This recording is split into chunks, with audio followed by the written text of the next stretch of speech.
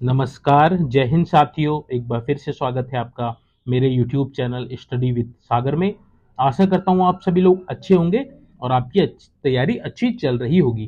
देखिए कि अपर निजी सचिव का जो डिटेल नोटिफिकेशन है वह आज आयोग द्वारा जारी कर दिया है। इसमें हम लोग इम्पोर्टेंट जो तथ्य हैं जो आपके लिए इम्पोर्टेंट रहने वाले हैं, अगर आप फॉर्म भरना चाह रहे हैं तो आप वीडियो को एंड तक जरूर देखिएगा, उनको हम लोग यहाँ पे डिस्कस करेंगे।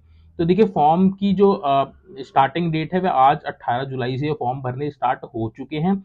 लास्ट डेट की अगर हम बात करें तो लास्ट डेट आपकी 7 अगस्त है। तो 7 अगस्त तक आप फॉर्म भर सकते हैं, तो उससे कोशिश कीजिएगा कि 7 अगस्त से पहले ही आप फॉर्म भर दें।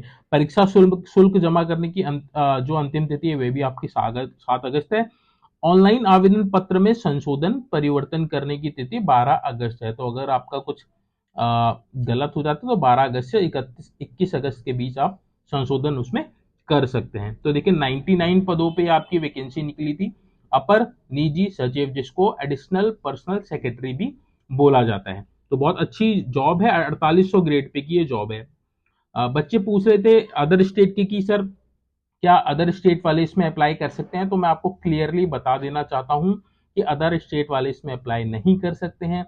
अगर आपने 10th 12th उत्तराखंड से किया है तब आप इसमें आवेदन कर सकते हैं, या फिर आपके फादर आपकी मदर उत्तराखंड के किसी मतलब अगर आपके फादर या मदर केंद्र सरकार में कार्यरत हैं और उनका जो ऑफिस है उत्तराखंड में, तब भी आप आवेदन कर सकते हैं। या फिर उत्तराखंड के आप डोमिसाइल अगर आपके पास है तब इसमें आप आवेदन कर सकते हैं। तो ये कंडीशन है, अदर स्टेट वाले अन्यथा आप आवेदन इसमें नहीं कर सकते हैं। तो देखिए जो इंपॉर्टेंट जो तथ्य हैं उनको हम लोग यहाँ पे देख लेते हैं, जो इंपॉर्टेंट आपके लिए रहने वाला है कि एजुकेशन क्वालिफिकेशन क्या है, उम्र क्या है, एग्जाम पैटर्न क्या होगा, सिलेक्शन प्रोसीजर क्या रहेगा, उसके बारे में हम लोग यहाँ पे डिस्कस कर लेंगे। तो आप इसको एंड तक जरूर देख लीजिएगा, वीडियो आपके लिए इंपॉर्टेंट रहने वाली है। तो देखिए 99 पदों पे आपकी ये वैकेंसी जारी की गई है। जो आपका एग्जाम होगा वो आपका 2 चरणों में होगा। प्रथम चरण में आपका देखिए स्किल टेस्ट होगा, दूसरे चरण में जो होगा आपका एग्जामिनेशन होगा, रिटर्न एग्जाम इसमें होगा। तो जो मेरिट में आएंगे उनका ही फाइनल सिलेक्शन इसमें होगा। इन सब चीज़ों के लिए देखिए आपको वेबसाइट पे जाना है, अगर आपने आवेदन करना है तो या ये जो वेबसाइट दे रखी है आयोग की www.psc.uk.gov.in, इस वेबसाइट पे जाकर ही आप अपनी जो फॉर्म है उसको ऑनलाइन आवेदन कर सकते हैं। तो ऑनलाइन जो जो फॉर्म भरा जाएगा वह आपका ऑनलाइन ही भरा जाने वाला है। तो अब हम लोग इसमें जो इंपॉर्टेंट चीज़ें हैं उसको देख लेते हैं। देखिए एक चीज़ और मैं आपको यहीं पे क्लियर कर देता हूँ, जो आपका वो होगा इसमें, जो आपकी जो टाइपिंग और जो आपका स्टेनो होगी, तो हिंदी टाइपिंग होगी आपकी। हिंदी टाइपिंग के लिए देखिए कृति देवी अथवा मंगल फॉन्ट, यानी कि दोनों में से अगर आपको कोई सा भी एक आता है तो आप दोनों में से किसी का भी चूज कर सकते हैं। अगर किसी को कृति देव आती है तो कृति देव में टाइपिंग दे सकता है, हिंदी फॉन्ट की बात कर रहा हूँ। और अगर किसी को मंगल में आती है तो मंगल में वह दे सकता है। तो इसमें कोई इशू आपका नहीं है। वहीं देखिए जो आपका स्टेनो होगा, तो स्टेनो में भी आपके पास ऑप्शन रहेगा हिंदी में। अगर आपको हिंदी में स्टेनो आती है तो आप हिंदी का चूज कर सकते हैं, अगर आपको इंग्लिश में आती है तो आप इंग्लिश का चूज कर सकते हैं। इंग्लिश वाले को ये है कि अधिमान अर्हता दी जाएगी फाइनल सिलेक्शन में। अगर मान ले दो कैंडिडेट्स के सेम अंक आ गए, और एक ने हिंदी में अपना स्टेनो का टेस्ट दिया, एक ने अपना इंग्लिश में स्टेनो का टेस्ट दिया, तो जिसने इंग्लिश में स्टेनो क्लियर कर रखा है उसको प्रेफरेंस दी जाएगी as comparison to Hindi font. तो ये भी इंपॉर्टेंट चीज है, इसको आप जरूर इंश्योर कर लीजिएगा। अब देखिए ये जो पद है ये उत्तराखंड सचिवालय और उत्तराखंड लोक सेवा आयोग में है, और समूह गौ के अंतर्गत ये पद आते हैं। तो समूह गौ के अंतर्गत ये पद हैं अपर निजी सचिव के। कुल कितने पद हैं? 99 पद हैं। अब इसमें देखिए प्रथम चरण में क्या होगा, प्रथम चरण में आपका शॉर्ट हैंड और टाइपिंग टेस्ट होने वाला है, और द्वितीय चरण में आपकी परीक्षा होगी। तो ये इंपॉर्टेंट है आपके लिए, इसको भी आप इंश्योर कर लीजिएगा। रिक्तियों की बात करें तो रिक्तियों यहाँ पे हम लोग देख लेते हैं कैटेगरी वाइज क्या क्या रिक्तियां। तो कुल 99 हैं। रिक्तियों की संख्या बढ़ाई अथवा घटाई जा सकती है। तो आयोग ने लिखा है कि बढ़ाई अथवा घटाई जा सकती है। अगर हम बात करें तो देखिए अपर निजी सचिव जो उत्तराखंड सचिवालय में सबसे ज्यादा पद इसी के हैं। इसमें देखिए 37 पद आपके अनरिजर्व कैटेगरी के हैं, 20 पद आपके ईडब्ल्यूएस के हैं, अनुसूचित जनजाति के आपके 6 पद हैं, और अनुसूचित जाति यानी कि एससी के आपके 28 पद रहने वाले। इनका जो जो आपका रिजर्वेशन है उसमें देखिए 37 में से 11 पद महिलाओं के लिए रिजर्व है, और आपका एक पद आपका उत्तराखंड जो आपके फ्रीडम फाइटर हैं, जो उन पे जो भूतपूर्व आपके स्वतंत्रता संग्राम सेनानी उनके जो आश्रित हैं उनके लिए एक पद है। 4 पद आपके उत्तराखंड भूतपूर्व सैनिकों के लिए हैं, यानी कि एक्स सर्विसमैन के लिए हैं। अनाथ उत्तराखंड के अनाथ बच्चों के लिए देखिए अनरिजर्व कैटेगरी में 2 पद हैं। ईडब्ल्यूएस की बात करें तो सॉरी ओबीसी की बात करें तो 20 पद हैं टोटल, उसमें से 2 महिलाओं के पद हैं, और अनाथ बच्चों के लिए एक भी पद नहीं है।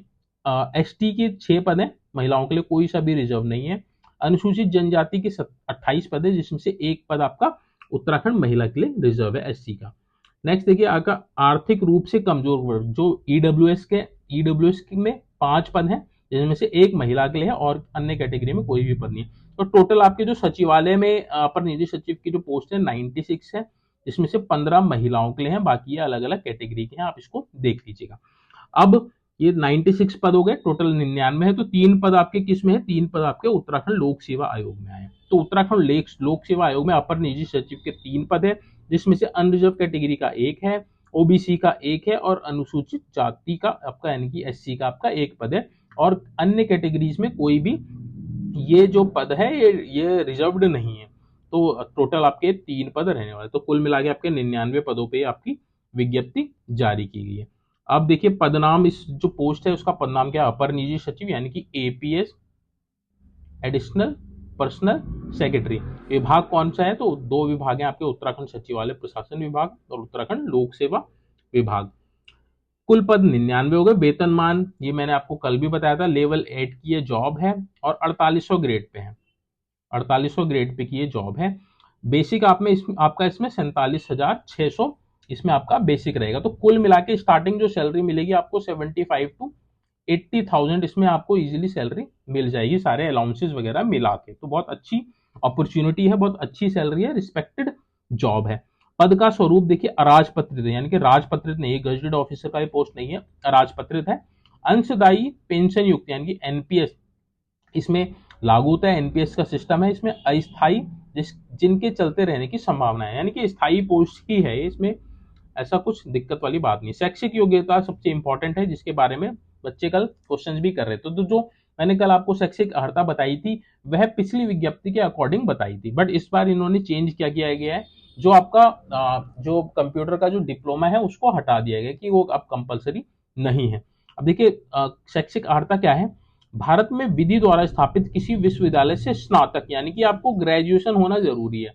तो जो जो अभी ग्रेजुएशन के फाइनल में है वो आवेदन नहीं कर सकते, यहीं पे मैं आपको क्लियर बता दे रहा हूँ, क्योंकि बच्चे बाद में क्वेश्चन करते हैं कि सर मेरा फाइनल ईयर है, अभी रिजल्ट नहीं आया है, तो क्या मैं आवेदन कर सकता हूँ? तो आप आवेदन नहीं कर सकते, आपके पास ग्रेजुएशन की डिग्री होनी जरूरी है जब आप आवेदन कर रहे हैं। तो आपका ग्रेजुएशन होना जरूरी है किसी भी सब्जेक्ट में, परंतु यह है कि मुख्य परीक्षा में कंप्यूटर ज्ञान संबंधी प्रायोगिक परीक्षा में पास करना अनिवार्य है। तो जो आपकी जो कंप्यूटर ज्ञान संबंधी जो आपकी प्रायोगिक यानी कि प्रैक्टिकल की जो परीक्षा होगी उसको अपना पास करना अनिवार्य है, बट आपका जो डिप्लोमा वाला है वो हटा दिया, डिप्लोमा सर्टिफिकेट आपको नहीं चाहिए।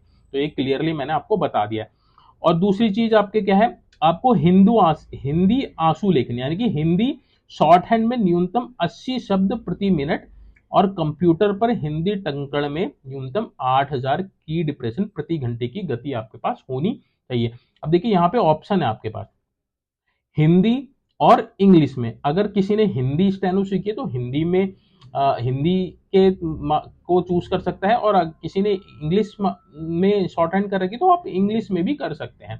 इंग्लिश वाले के लिए बेनिफिट ये है कि अगर आपके समान अंक होते हैं 2 छात्रों के तो आपको प्रेफरेंस दी जाएगी, जिसने अंग्रेजी में आंसुलेखन की न्यूनतम 100 शब्द प्रति मिनट और अंग्रेजी में और कंप्यूटर में अंग्रेजी में न्यूनतम टंकण 9000 की डिप्रेशन प्रति घंटे की गति निकाली है, तो आपको प्रेफरेंस दी जाएगी, बट स्पीड आपको ज्यादा चाहिए होगी अंग्रेजी में एज कंपैरिजन टू हिंदी।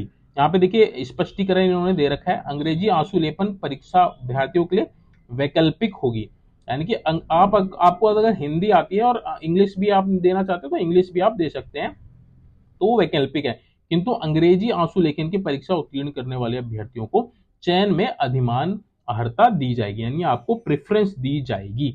अधिमान अर्हता की बात करें, अन्य बातें समान होने पर सीधी भर्ती के मामले में ऐसे अभ्यर्थियों को अधिमान अर्हता दी जाएगी जिसके पास प्रादेशिक सेना में 2 वर्ष की अवधि तक की सेवा की हो या फिर राष्ट्रीय कैडेट कोर एनसीसी बी या फिर सी का सर्टिफिकेट अगर आपके पास है तो आपको प्रेफरेंस दी जाएगी। आयु की बात करें तो आयु आपकी 21 से 42 वर्ष आपकी आयु है। आयु की गणना आपने कैसे करनी है, तो यानी देखिए आयु की गणना आपकी यानी कि 1 जुलाई 2024 को आपकी जो मिनिमम एज है 21 वर्ष हो जानी चाहिए। तो 21 वर्ष से अगर कम है तो आप आवेदन नहीं कर सकते हैं। गणना आपने 1 जुलाई 2024 को करनी है। वहीं 1 जुलाई 2024 को आपकी जो अधिकतम आयु है वह 42 वर्ष होनी चाहिए। अगर आपकी इससे ज़्यादा एक दिन भी इससे ज़्यादा है तो आप आवेदन नहीं कर सकते हैं। तो ये आप इंश्योर कर लीजिएगा कि आपकी जो आयु है 1 जुलाई 2024 को मिनिमम 21 वर्ष हो और मैक्सिमम 42 वर्ष ही होनी चाहिए। छूट की बात करें तो देखिए जो कैटेगरी वाइज है, जो हमारा उत्तराखंड अनुसूचित जनजाति यानी कि उत्तराखंड के SC ST और OBC के जो भी छात्र होंगे उनको 5 वर्ष की छूट दी जाएगी। वहीं जो स्वतंत्रता संग्राम सेनानियों के आश्रित हैं उनको भी 5 वर्ष की छूट दी जाएगी। ये सारा आप इसको देख लीजिएगा जब आप आवेदन कर रहे हैं। दिव्यांगजनों की बात करें तो दिव्यांगजनों को आयु में 10 वर्ष की छूट दी जाएगी। और जो भूतपूर्व सैनिक होते हैं उनको उनकी जो सेवा होती है, जो आपकी जो सेवा अवधि है उसको कम करके और 3 वर्ष का एक्सटेंशन आपको और दिया जाएगा। तो ये भी आप इंश्योर कर लीजिएगा जो भी बच्चे एक्स सर्विसमैन के थ्रू अप्लाई कर रहे हैं। तो अनिवार्य वांछिक जो वांछित अर्हता है ये मैंने आपको पहले ही बता दिया। देखिए उत्तराखंड लोक सेवा आयोग की परिधि के अंतर्गत लोक सेवा आयोग की परिधि के बाहर समूह गौ के पदों में भर्ती होती जो अवांछनीय है, वो जो अर्हता है उसको हम लोग यहाँ पे मैंने आपको बताया था स्टार्टिंग में कि जिस बच्चे ने अपनी हाई स्कूल एवं इंटरमीडिएट अथवा इसके समकक्ष स्तर की शिक्षा उत्तराखंड राज्य में स्थित मान्यता प्राप्त संस्थानों से की है वही इसमें आवेदन कर सकते हैं। साथ में इनके माता पिता सैनिक अर्धसैनिक बल में हैं और उत्तराखंड राज्य में नौकरी कर रहे हैं तो वो भी इसमें आवेदन कर सकते हैं। साथ में जो राज्य के स्थायी निवासी हैं या जो जिनके पास उत्तराखंड राज्य का डोमिसाइल है और अगर वह आजीविका के लिए कहीं बाहर निवास कर रहे हैं तो वो भी इसमें आवेदन कर सकते हैं और उनके पुत्र पुत्री भी इसमें आवेदन कर सकते हैं। तो आप इस चीज को इंश्योर कर लीजिएगा, ये मैंने आपको बता दिया है। तो ये थी जो इम्पोर्टेंट चीजें हैं उनको मैंने बता दिया। बाकी देखिए एक चीज और है उसको भी आप देख लीजिएगा कि अगर आप आवेदन कर रहे हैं तो अगर आप आवेदन कर रहे हैं तो आपका उत्तराखंड राज्य में स्थित किसी सेवा योजना यानी कि जो आपका एम्प्लॉयमेंट ऑफिस होता है उसमें आपका पंजीकरण होना आवश्यक है। तो आप ये भी इंश्योर कर लीजिएगा। बट जो बच्चे पहले से ही किसी सर्विस में है कि राज्य सरकार की किसी नौकरी में है तो उनको एनओसी उनको रजिस्ट्रेशन की जरूरत नहीं है। बट उनको क्या है अपने डिपार्टमेंट से एनओसी लेनी पड़ेगी यानी कि नो ऑब्जेक्शन सर्टिफिकेट आपने लेना पड़ेगा जिस डिपार्टमेंट में आप कार्यरत हैं। तो ये चीज भी आप इंश्योर कर लीजिएगा आवेदन करने से पहले। बट एक चीज और ये है कि जो पूर्व सैनिक है जिन पूर्व सैनिकों द्वारा उत्तराखंड राज्य के किसी जिला सैनिक कल्याण एवं पुनर्वास कार्यालय में पंजीकरण है तो उनको उनका एम्प्लॉयमेंट ऑफिस में रजिस्ट्रेशन नहीं है तो भी चल जाएगा। अगर आपका सैनिक कल्याण एवं पुनर्वास कार्यालय में पंजीकरण है तो ये जो पंजीकरण होगा ये आपके इक्विवेलेंट होगा किसके, जो आपका सेवा योजन कार्यालय में जो पंजीकरण है उसके बराबर। तो आपका ये वाला पंजीकरण चल जाएगा, आपको कोई जरूरत नहीं है उसमें क्या बोलते हैं कि एम्प्लॉयमेंट ऑफिस में रजिस्ट्रेशन कराने की। आरक्षण तो आपको बता ही दिया है कि क्या क्या कितनी पोस्ट इसमें आपकी रिजर्व की गई है। हम लोग और जो इम्पोर्टेंट चीज़ है उसको भी हम लोग यहाँ पे देख लेते हैं कि आपका जो सिलेक्शन प्रोसीजर क्या होगा। आवेदन के लिए मैंने आपको बता ही दिया, आपको वेबसाइट पे जाना है psc.uk.gov या फिर ukpsc.nat.in पे जाके आप आवेदन कर सकते हैं। आपने ऑनलाइन ही आवेदन करना है। जो फीस भी होगी वो भी आपकी ऑनलाइन ही सबमिट होगी। फीस के बारे में आपको बता देता हूँ। तो जो अनरिजर्व कैटेगरी है उसको 222 रुपये देने हैं, वहीं ओबीसी को भी 222 देने हैं। उत्तराखंड के SC ST के जो छात्र हैं उनको 102 रुपये देने हैं। EWS वालों को 222 रुपये देने हैं। शारीरिक दिव्यांग वालों को 22 रुपये देने हैं। और उत्तराखंड राज्य में संचालित स्वैच्छिक राज्य गृह में निवासरत अनाथ बच्चों को कोई शुल्क नहीं देना है। तो शुल्क की बात हमने यहाँ बात कर ली, तो आप ऑनलाइन ही शुल्क इसमें सबमिट कर सकते हैं। आगे जो इम्पोर्टेंट चीज़ें उनको हम लोग देख लेते हैं कि सिलेक्शन प्रोसीजर आपका क्या रहने वाला है, पेपर में क्या आएगा और कैसे कैसे आपका सिलेक्शन होगा। तो देखिए आपका जो एग्जाम होगा तो 2 चरण में होना है। आपका प्रथम चरण में आपका क्या-क्या होगा उसको हम लोग देखते हैं। तो इस बार क्या होगा कि आपका जो स्किल टेस्ट होगा, यानी कि जो टाइपिंग होगी, आपका जो स्टेनो होगा वह पहले होने वाला है। उसके बाद आपका रिटन एग्जाम होगा, जो जो ये प्रथम चरण को जो बच्चे क्वालीफाई करेंगे। तो देखिए हिंदी टंकण होगी, ये आपकी क्वालीफाई नेचर है। तो अहरकारी का परीक्षा का मतलब आपने क्वालीफाई करना है, केवल आपको इसके खाली आपने इसमें क्वालिफाई करना है। तो हिंदी टंकण में आपके देखिए अधिकतम 15 अंक हैं, और सामान्य, और इसमें आपको 10 मिनट की आपकी आपकी जो हिंदी टाइपिंग होगी। अंग्रेजी के लिए आपको ये भी 15 अंक निर्धारित है, इसमें भी आपको 10 मिनट का समय मिलेगा। कंप्यूटर ज्ञान परीक्षा जो होगी, इसमें आपके देखिए 100 अंक का होगा, 1.5 घंटा आपको इसमें मिलेगा। हिंदू आंसू आंसू लेखन में आपको देखिए क्वालिफाई है, बट आपको इसमें अंक मिलेंगे, तो उससे आपकी मेरिट बनेगी। हिंदू आंसुलेखन यानी कि हिंदी शॉर्ट हैंड की बात करें तो 135 अंक का ये आपका रहने वाला है। 5 मिनट एवं 35 सेकंड इसमें आपको समय मिलेगा। अंग्रेजी आंसुलेखन यानी कि इंग्लिश शॉर्ट हैंड, ये भी आपकी, इसमें भी आपको 135 अधिकतम 135 अंक हैं। 5 मिनट और 35 मिनट इसमें आपको समय मिलेगा। जो अंग्रेजी आंसुलेखन है वह अधिमान अहर्ता हेतु वैकल्पिक प्रश्न पत्र है। तो अगर आपको अधिमान अहर्ता चाहिए और आपको इंग्लिश शॉर्ट हैंड आती है, तो आप इंग्लिश शॉर्ट हैंड को प्रेफरेंस जरूर दीजिएगा। यहाँ पे देखिए नोट में आप देख लीजिए, हिंदी एवं अंग्रेजी टंकण परीक्षा में सफल अभ्यर्थियों को ही कंप्यूटर ज्ञान, यानी कि देखिए जो बच्चे हिंदी और हिंदी और इंग्लिश टंकण यानी कि टाइपिंग को क्वालिफाई करेंगे, उन्हीं को कंप्यूटर ज्ञान परीक्षा के लिए वो वही दे पाएंगे, वही सम्मिलित होंगे जो इन दोनों को क्वालिफाई कर पाएंगे। और जो बच्चे कंप्यूटर ज्ञान परीक्षा में सफल होंगे, उन्हीं को देखिए हिंदी एवं अंग्रेजी आंसू लेखन परीक्षा हेतु अहर घोषित करेगा। तो जो बच्चे इसको क्वालिफाई करेंगे उन्हीं को कंप्यूटर ज्ञान के लिए सम्मिलित किया जाएगा। जो कंप्यूटर ज्ञान को सम्मिलित को क्वालिफाई करेगा, फिर उनको हिंदी आंसू लेखन एवं अंग्रेजी आंसू लेखन यानी कि हिंदी शॉर्ट हैंड और अंग्रेजी शॉर्ट हैंड के लिए सम्मिलित किया जाएगा। अगर आप किसी भी स्टेज में बाहर हो गए तो आपको बाहर कर दिया जाएगा। तो ये आप इंश्योर कर लीजिएगा। द्वितीय चरण की बात करें तो जो बच्चे पहले प्रथम चरण में क्वालिफाई हो जाएंगे, उसके बाद उनका एग्जाम होगा। एग्जाम में देखिए सामान्य अध्ययन यानी कि जीएस का पेपर होगा, इसमें 100 अंक का आपका ये पेपर होगा, 2 घंटे आपको इसमें मिलेंगे। निबंध एवं आलेखन यानी कि वर्णनात्मक प्रबंध प्रकार का ये आपका जो डिस्क्रिप्टिव टाइप का एक आपका पेपर होगा रिटर्न, उसमें आपको 100 अंक का आपका पेपर होगा, और 3 घंटे का ये आपका पेपर रहने वाला है, जिसमें निबंध और आपके पत्र वगैरह ये सब आएंगे लिखने को आपको। ये आप इंश्योर कर लीजिएगा। नेगेटिव मार्किंग भी आपकी वस्तुनिष्ठ प्रकृति की परीक्षा में ऋणात्मक मूल्यांकन की पद्धति अपनाई जाएगी। और देखिए ये चीज ये भी आप देख लीजिएगा, निबंध एवं आलेखन में आपको मिनिमम 35% मार्क्स लाना अनिवार्य है। यहाँ पे लिखा है न्यूनतम 35% अंक लाना अनिवार्य है। इन केस देखिए आप सामान्य अध्ययन में तो 100 में से 80 नंबर ले आए, बट आप निबंध में 35 नंबर नहीं लेके आए, 30 नंबर ही लेके आए, तो आप डिस्क्वालीफाई हो जाएंगे। तो ये भी इंश्योर कर लीजिएगा, जो आपका निबंध का होगा उसमें 35% नंबर लाना आपका अनिवार्य है। ये आपका यहाँ पे देखिए जो हिंदी टंकण दे रखा है उसका यहाँ पे दे रखा है, हिंदी टंकण के अधिकतम आपके 15 अंक हैं। तो इसमें भी आपको समय कितना मिलेगा, 10 मिनट आपको मिलेगा। अब इसमें देखिए एक चीज आप ये देख लीजिएगा, जो गति रहेगी आपकी 8,000 से 8,999 के बीच रहेगी, तो आपको 10 अंक मिलेंगे। और उसी के अकॉर्डिंग यहाँ पे 11, 12, 13, 14, अब 15,000 से अगर आपकी अधिक स्पीड आ रही तो आपको कितने अंक मिलेंगे, आपको 15 अंक आपको इसमें मिलने वाले हैं। वहीं अंग्रेजी टंकण की बात करें तो इसमें भी अधिकतम 15 अंक है। वही इसमें भी स्पीड है आपकी देखिए 9,000 से अगर 10,499 आ रही तो 10 अंक मिलेंगे, 11, 12, 13 अकॉर्डिंगली आप इसको देख लीजिएगा। तो सबसे ज़्यादा अंक हैं वह आपके 15 अंक हैं। इसमें 15 अंक आपको मिलेंगे जब आपकी स्पीड 16,500 से अधिक होगी, तो आप इसको जरूर देख लीजिएगा।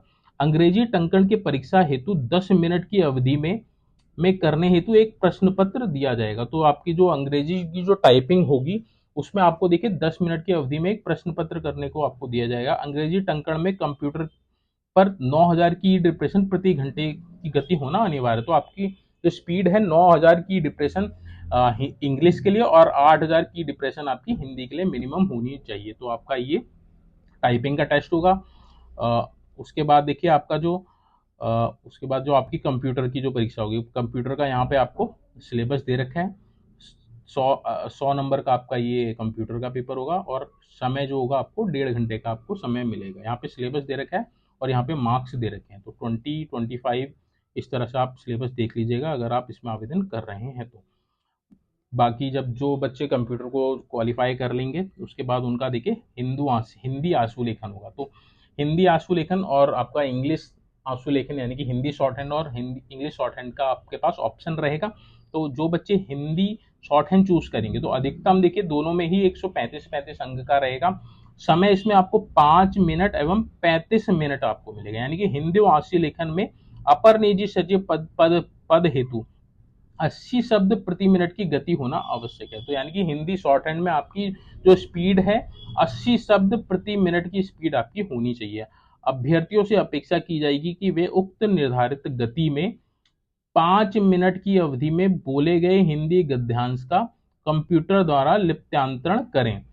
यानी कि आपको उसका डिक्टेशन करना है, जिसके लिए उन्हें 35 मिनट का समय दिया जाएगा।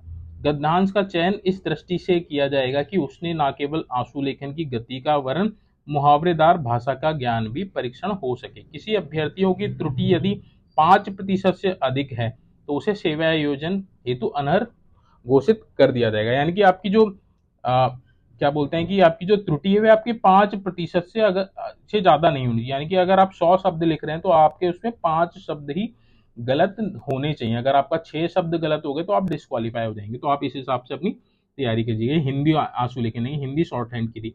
वहीं अंग्रेजी शॉर्ट हैंड की बात करें तो इसमें भी अधिकतम 135 अंक है, 5 मिनट और 35 मिनट का उसमें समय मिलेगा। इसमें आपकी स्पीड देखिए 100 शब्द प्रति मिनट होनी चाहिए, 100 शब्द प्रति मिनट होनी चाहिए और इसमें भी आपको 5% से अधिक आपकी त्रुटि नहीं होनी चाहिए। तो ये इंपॉर्टेंट है, आप इसको देख लीजिएगा।